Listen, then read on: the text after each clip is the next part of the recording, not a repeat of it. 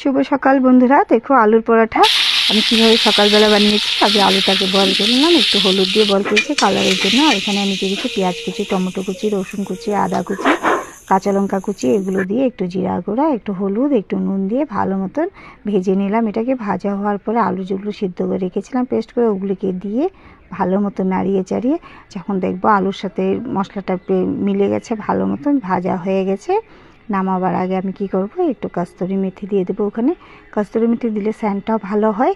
তাই সকালবেলা রেসিপি একটু টেস্টি হলে ভালো, টিফিনের জন্য খুব ভালো। এইভাবে তোমরা বানিয়ে দিতে পারো টিফিনের জন্য। একটু প্রবলেম হয় বানাতে, সকালবেলা ঝামেলা হয়, কিন্তু তোমরা যদি চাও বানিয়ে দিতে পারো।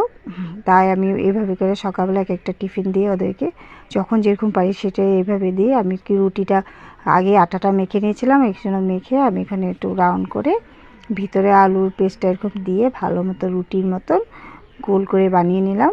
এই যে রুটির মতো দেখো আমার বেলা হয়ে গেছে। এখন আমি তাওয়ার মধ্যে দিয়ে এক সাইড করে ভেজে নেব।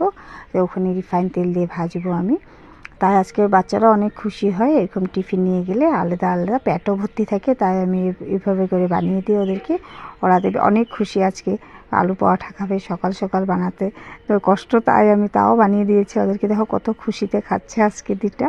তোমাদের আমার এই আলু পরোটা কেমন লেগেছে?